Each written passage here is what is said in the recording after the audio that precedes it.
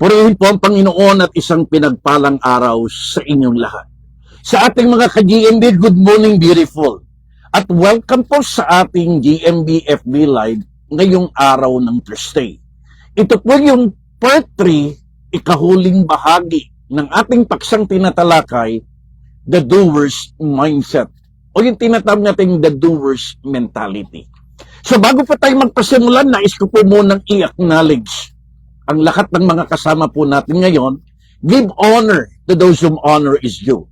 So nais po na nating pasalamatan, i-greet ang lahat po ng ating mga kasamahan.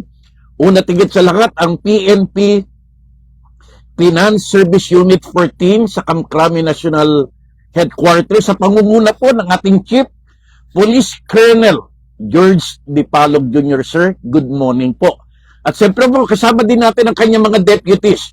Police Lieutenant Colonel Briones Romel, good morning sir. At Deputy Police Major Agapito Talentino. Maraming salamat po sa umagang ito sa inyong pagsuporta. Nais din po natin i-acknowledge ang PNP Substation 11 sa West Renbo Taguig sa pangunguna po ng ating commander, Police Captain Navarro sir. Magandang umaga po sa inyo. At siyempre po ang PNP Substation 10 sa Comembo, Taguig, sa pangunguna po ng ating commander, Police Captain George Palaksa. At siyempre po, ang ating pinakamamahal. Kahapon po, nagkaroon kami ng swim, kahit busy, merong bloodletting, talagang natuloy pa rin ang programa ng ating swim. Ang PNP Makati Police Central Station Acting COP, napakasipag po, napakagaling, ang ating police Colonel Pedro Alagano Jr. At sa lahat ng ating mga NUP, non-uniform personnel, at sa lahat ng PNP personnel, magandang umaga po sa inyong lahat. At sa lahat ng ating mga kapamilya, kaibigan, kamanggagawa, kabarkada, sa lahat ng mga ka-office mate po natin, mga kamag-aral, lalo tigit sa ating mga kababayan, sa iba't ibang bansang nagtatrabaho, nagsusumikap, nagsasakripisyo para lamang mabigyan ng magandang kinabukasan ang kanilang pamilya. Good morning, beautiful. Team Makati, Team Montalban, Team Pampanga, Team New Zealand, at Team Japan, good morning, beautiful. Tandaan po natin, with God, life is beautiful. Because Jesus came to give us life and have it more abundantly. Ang pinaka-layunin, ang pinaka-goal and purpose, bakit si Kristo yung nagkatawang tao? Para bigyan at dalhan tayo ng buhay, masagana, mapayapa, at matagumpay. Kaya sa lahat ng mga naghahanap ng buhay na pinagpala, buhay na mapayapa, buhay na matagumpay, ba't hindi niyo subukan ang paghahari ni Jesus? At itong layunin ng ating programa. Dalhin po natin ang paghahari ng Diyos, ang pagmamahal ng Diyos, ang pagpapala ng Diyos, at ang pagbabago ng Diyos sa puso ng lahat ng tao. Again, good morning, beautiful. Sa lahat ng mga live viewers, maraming salamat po. Take note, level up. Do not be content of just being blessed. Always be a channel of God's blessing. Ang kalooban ng Diyos, hindi ka lang pagpalain. Ang kalooban ng Diyos, matapos kanyang pagpalain, ay maging daluyan ka ng pagpapala. Kaya sa ating comment section, isulat niyo po, declaration yan. I am blessed to be a channel of blessing. Kaya ibahagi po natin ang programang ito. Hindi natin alam kung anong kalalagayan nila, anong sitwasyon nila. Pero alam ng Diyos ang kanilang kalalagayan. At ang salita ng Diyos ay napakabisa, makapangyarihan. Nagaano man sila kalayo, anong man ang kanilang sitwasyon, with God, nothing is impossible. Because our God is a miracle-working God. Kaya kapatid, kaibigan, ikaw nanonood ngayon, huwag ka lang manatiling nanonood na pinagpapala. Please, like, follow, and share. Simulan po natin ang ating talakayan.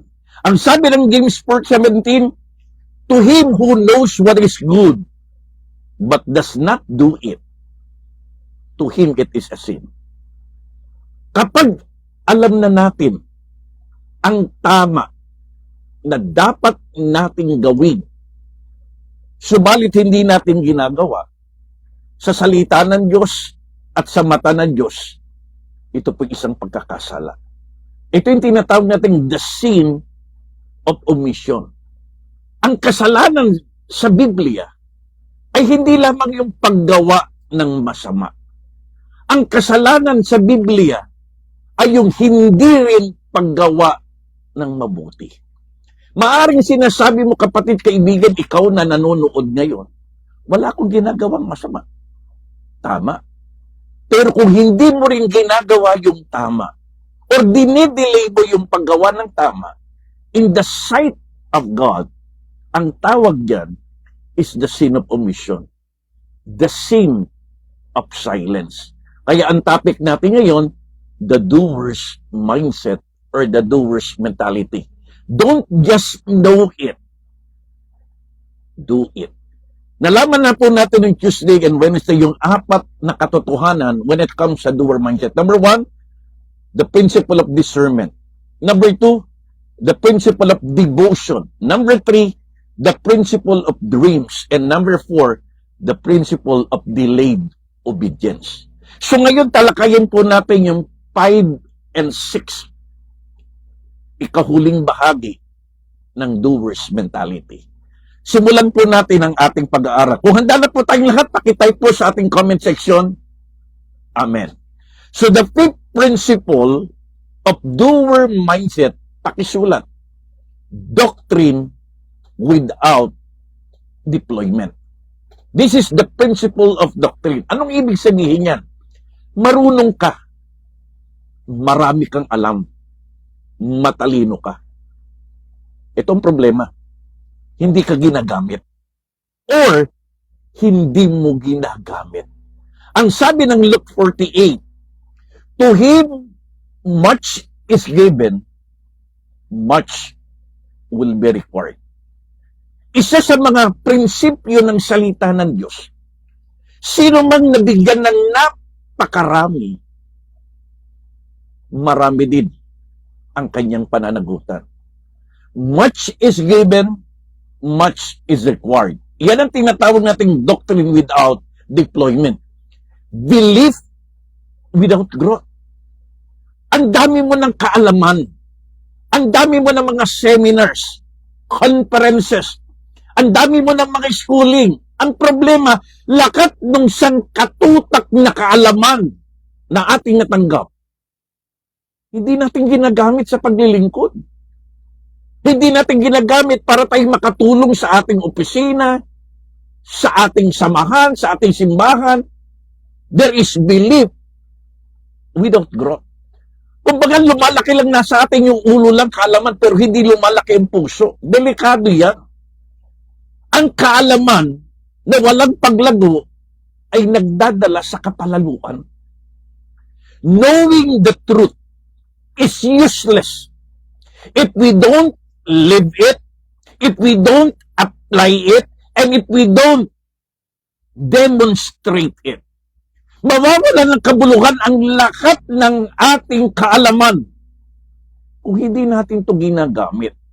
Doctrine without development is like a knowledge stuck sa ating brain. Pero ang dami mong alam, pero hindi mo ginagamit, nakatago lang sa utak natin yan. Hindi nagtatransform ng ating puso. Hindi nagtatransform ng ating buhay. Hindi nagtatransform ng ating pag-uugali. Doctrine is like a seeds. Ano mang katuruan, aral at kaalaman, para siyang isang binhi, isang buto. Without development, it will never bear fruit. So ang buto, pag hindi na-develop, hindi siya magbubunga. At walang saysay ang butong hindi nagbubunga sapagkat ang layunin ng buto ay magbunga. In the same way, ang kaalaman, ang doktrina, ang katotohanan, ang pag-aaral, ang mga conferences, ang mga study natin, hindi lang tinatago sa utak yan. Ginagamit yan para magbigay ng bunga at maging blessing sa mga taong nakapaligid sa atin. Knowledge without application is like a car without gas. It won't move. At wala kang mararating. So ang karunungan, kaalaman, doktrina, karanasan na hindi natin ginagamit para lamang tayo sa sakyang walang gas, hindi ka aandar at wala kang mararating. Take note, faith without works is just a wasted faith. Again, faith without works is just a wasted faith. Ang isang pananampalataya, ang isang doktrina, ang isang kaalaman, isang katotohanan na hindi natin nilalakitan ng gawa, hindi natin ginagamit sa paglilingkod, ay isang pananampalatayang nasasayang. Tama o may tama? Again, the fifth principle of doer's mindset, doctrine without deployment. Marunong ka, magaling ka, matalino ka, marami kang alam, multi-gifted and multi-talented ka. Ang tanong, ginagamit mo ba? At nagpapagamit ka ba sa Diyos? Tama o may tama? The sixth and the last, the principle of destiny. Ano ibig sabihin ng destiny sa doer's mindset? Destiny without decision. Nang ibig sabihin yan, may calling ka, pero undecided ka. Alam mo kung ano ang iyong misyon. Alam mo kung ano yung iyong assignment. Alam mo kung ano yung calling mo. Alam mo kung anong pinapagawa sa iyo ng Diyos. But the problem is, undecided ka. Kaya sabi ng Proverbs 29:18, where there is no vision, the people perish. Mapapahamak tayo. Hindi gagalaw ang ating destiny kapag ayaw mong gumawa ng desisyon. Kahit gusto ni Lord na makapagtapos ka ng pag-aaral, kahit gusto ni Lord ma-promote ka sa iyong opisina, kahit gusto ni Lord na ma-promote ka sa iyong rank, kahit gusto ni Lord na maging successful ka, destiny without work is useless. Calling or destiny is always activated, not excuses. Kapatid, kung nais mong marating talaga ang plano at pangarap ng Diyos sa iyo, huwag tayo puro excuses. Mahirap yan. Di ko kaya yan. Magastos yan. Okay lamang mahirapan. Okay lamang gumastos kung ito naman ay magdadala sa fulfillment ng ating God-given destiny. Okay lamang mahirapan at gumastos at masaktan kung ito naman ay magdadala ng fulfillment ng Diyos sa buhay mo. So tandaan po natin, destiny is like a calling. It is our God-given calling. Pero kung wala kang klarong direksyon, wala kang klarong goal, madadapa ka. Or marirelax ka lang sa iyong comfort zone. And worse, baka maligaw ka pa. Kapatid, kaibigan, ikaw na nanonood din, kung alam mo na kung ano yung plano ng Diyos sa iyo, kung alam mo na talaga yung destiny ng Diyos sa buhay mo, alam mo na talaga yung calling mo, at hanggang ngayon wala ka pa rin ginagawa, kapatid, parte ng ating doer's mentality, delayed obedience is a dignified disobedience. And tomorrow is not a guarantee. Huwag natin pagmalaki yung marami pang bukas. Wala pong katiyakan at walang pangako sa Biblia na may bukas. Kaya sabi ng Biblia, life is like a vapor. It is there for a little while and then it vanishes away. Sinong nakatitiyak na bukas buhay ka pa? Sinong nakakatiyak na ang gobyerno natin bukas ay maayos pa? Kaya kailangan hanggat may oras ka pa, malakas ka pa, kaya mo pang gawin, simulan mo na ang iyong destiny. Mag-decide ka na. Every step, kailangan purposeful. Lahat ng hakbang, lahat ng galaw, lahat ng isip, lahat ng plano, dapat nagdadala papunta at palapit sa iyong destiny. Sa iyong God-given calling. Destiny is a gift. But destination is the GPS.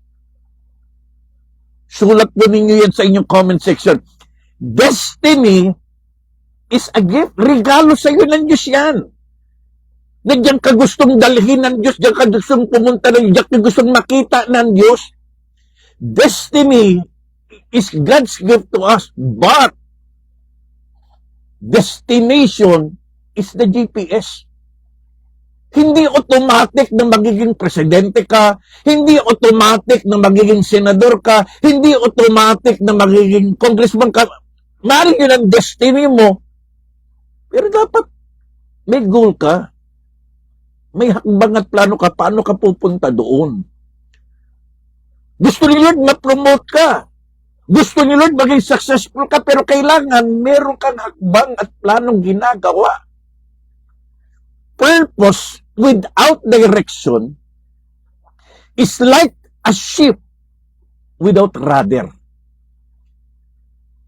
Yung destiny natin, yung calling natin, yung purpose natin, kapag walang malinaw na direksyon yan, walang plano, walang hakbang, para tayo may strategic planning tayo.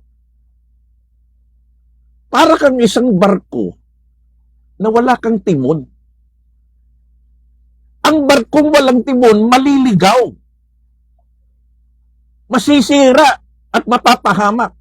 So again, we can have the talent, but without focus, we will never arrive God's given destiny. So ito yung ika-anim na principle when it comes to doer mentality. Destiny without decision. Kapatid, kaibigan, ikaw na nanonood, alam mo na ba yung calling sa iyo ni Lord? Alam mo na ba yung destiny sa iyo ni Lord? Kung hindi pa, iluhod mo yan, ipanalangin mo, meron yan. Kung natatandaan ninyo, tinalakay natin sa first lesson natin, yung tinatawag nating crossover o yung vision casting. Na ang plano ng Diyos sa ating lahat, gusto niyang makita sa ating lahat is the vision of blessing. Gusto niya pinagpapala ka, hindi ka naghihirap. Pangalawa is the vision of fruitfulness. Gusto niya, nagiging mabunga tayo sa lahat ng ating ginagawa, ng ibig sabihin, nagiging daan tayo ng pagbabago. And lastly, the vision of multiplication. Kung alam mo na ang calling, ang destiny mo, kapatid,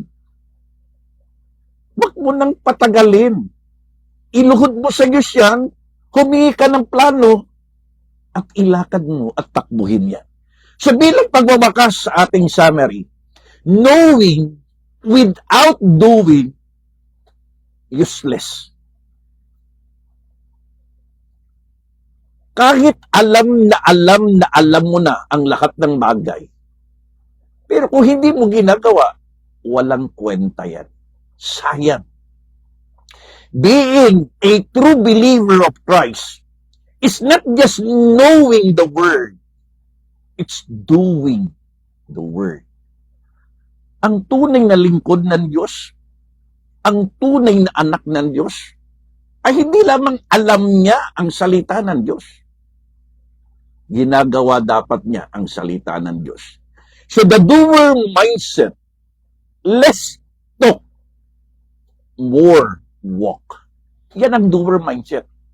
Okay lang minsan lang tayo magsalita, pero nakikita sa ating gawa. So the doer mindset is not just knowing the word, but living the word. Hindi lang pala doing, living. Maraming tao hindi nagbabasa ng Biblia. Pero every time na nakikita nila tayo, binabasa nila ang buhay natin kung binago na tayo ng salita ng Diyos. Hindi lang dapat tayo hearer, dapat walker tayo. Hindi lamang believer, dapat builder tayo. Because real discipleship is not just attraction, it's an action. So again, sa ating challenge, tandaan po natin sa ating challenge, stop being a hearer. Be a doer. Kapatid, kaibigan, ikaw na nakikinig. Ang tagal na nating nakikinig. Stop being a hearer and start being a doer. Stop delaying what God is already commanded and start doing what God has already commanded to you. Small obedience today, sulat nyo to, small obedience today equals big breakthrough tomorrow. Yung maliit na paghakbang, yung maliit na pagsunod sa iyong mga napakaraming kaalaman ay pwedeng magdala sa iyo sa isang malaking tagumpay sa iyong buhay. So bilang pagwawakas sa ating pong Wise Up, Destiny Without Decision, tandaan po natin ito. Anointed intention don't change our lives, but obedient action do. Kahit ang dami nating alam, ang kaalaman ay hindi nagdadala sa pagbabago. Ang tanging nagdadala sa pagbabago, pagsunod at paggawa ng ating kaalaman. Faith doesn't move your feet, will never move your future. Ang isang pananampalataya na hindi inilalakad, kailanman, ay hindi po magdadala sa iyo sa isang magandang kinabukasan. Faith that doesn't move becomes faith that doesn't matter. Masakit yun. Ang isang pananampalataya na hindi mo inilalakad, hindi mo ipinapamuhay, at hindi sa iyo nakikita na nagdadala ng pagbabago, ay isang pananampalatayang walang kwenta. Again, faith that doesn't move becomes faith that doesn't matter. And the last, God rewards doers, not hearers, not dreamers. Ang tunay na pinagpapala ng Diyos, hindi lang nakikinig, hindi lang yung nangangarap, hindi lang yung maraming alam. Ang tunay na pinagpapala ng Diyos, yung inilalakad, yung ipinamumuhay, at yung nakikita sa kanila ang tunay na pagbabago. Naway na pagpala po tayo ng ating topic ngayong linggong ito, the doer's mentality or doer's mindset. Again, isummary po natin, wrap up. The first principle of doer mindset, discernment without doing, devotion without dedication, dreams without discipline, delayed obedience is disobedience, doctrine without deployment, and destiny without decision. Kapatid, kaibigan, ikaw na nakikinig, ikaw na nanonood, mahal ka ng Diyos. At dahil mahal ka ng Diyos, may plano sa iyo ang Diyos. At anong plano niya? Sinabi na nga natin kanina sa ating vision casting, gusto niyang makita na ikaw ay pinagpapala. The vision of blessing. Gusto niya nagiging daluyan ka ng pagpapala. The vision of blessing, the vision of fruitfulness. Gusto niya binabago ka ng Diyos. Na yung mga pagpapalang din na nararanasan mo, magdala sa'yo ng tunay na pagbabago. And the last and final division of multiplication, maging daan ka ng pagbabago. Kapatid, kaibigan, kung hirap ka na, parang susuko ka na, ba't hindi mo subukang lumapit sa Diyos? Lahat ginawa mo na, pero palpak naman talaga lahat eh. Because life without Jesus is a hopeless end. But life with Jesus is an endless hope. Subukan mo lang. Lumapit tayo sa iyo. Sabihin mo lang, Panginoong Jesus, patawad sa lahat ng aking mga kasalanan. Patawad sa lahat ng aking mga kamunduhan, kabisyuhan at mga pangit na gawain at ugali. Patawarin mo ako, Panginoon. Tinatanggap kita bilang Panginoon tagapagligtas ng aking buhay. Maghari ka. Baguhin mo ko at gamitin mo akong daan ng pagbabago. Simula sa araw na ito, not my will, but let your will be done. Salamat sa pagmamahal, pagpapatawad, pagliligtas, paghahari, at pagbabago. Sa pangalan ni Jesus. Amen. Kapatid, kaibigan, kung ikaw ay sumunod ng buong puso sa isang maikling panalangin, sabi ng 2 Corinthians 5:17, you are now a new creation. The old has gone, the new has come. At kung nais mong patuloy kang maipanalangin, tandaan po natin, there is power in prayer. Meron tayong prayer house. At kung gusto mong patuloy kang makapakinig ng salita ng Diyos, meron tayong house church. Once a week lang. 30 minutes lang. Pwedeng online or on-site. Kung bubuksan mo ang puso mo, ang buhay mo, ang pamilya mo, ang tahanan mo, kung bubuksan mo ang opisina mo, ang lugar mo, pwede kaming connect sa inyo, online or on-site, pupunta kami sa inyo. Ang mahalaga, nagpapatuloy tayo. So kapatid, kaibigan, tandaan po natin, this is not the end, but this is just the beginning. So maraming salamat. Patuloy po natin panalangin na ang Diyos ay kumilos at gumalaw at magbukas ng marami pang mga house churches, mga prayer houses, at mga mission outreach church. Panginoon, maraming salamat po sa panibagong programa na aming napakinggan. Patuloy po naming idinadalangin sa iyo na gamitin mo ang programang ito, Lord God, para humihipo ka ng mga tao, ng mga pamilya, ng mga opisina, na patuloy po niyong gagamitin as our house church ministry or prayer house ministry or mission outreach ministry. Lord, mag-provide ka ng mga host or mga volunteer na kanilang ipapagamit ang buhay nila, ang tahanan nila, ang pamilya nila, at ang opisina nila para maging bahay panalanginan o bahay pag-aaral ng iyong salita o bahay pagmimisyon. Naniniwala kami, bawat bagay na inaalay namin sa iyo at pinapagamit namin sa iyo, pinagpapala mo. At ginagamit mong daan ng pagpapala. Marami pong salamat sa pangalan ni Jesus. Kapatid, kaibigan, kung ikaw pinagpala ng ating programa at nais mong maging kabahagi ng ating prayer house, house church, or mission outreach ministry, sa ating comment section, ilagay mo lang ang ating complete name, address, contact number ko, connect po kami sa inyo.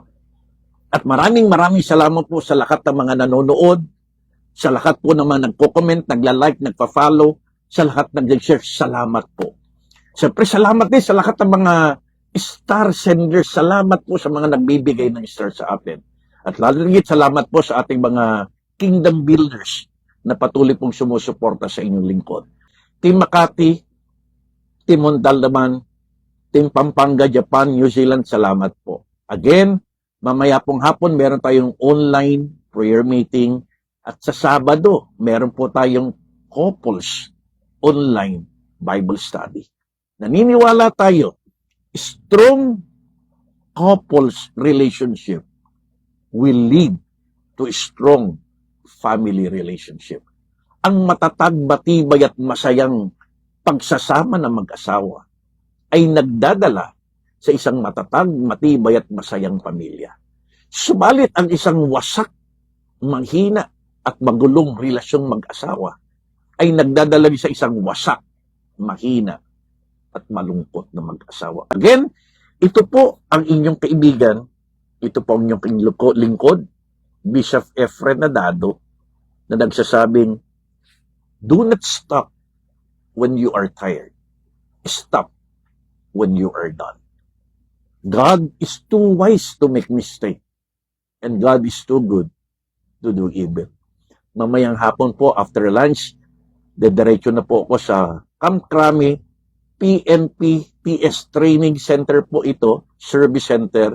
At ako po'y magtuturo sa Admin Division, SSC Division at ASAD Division.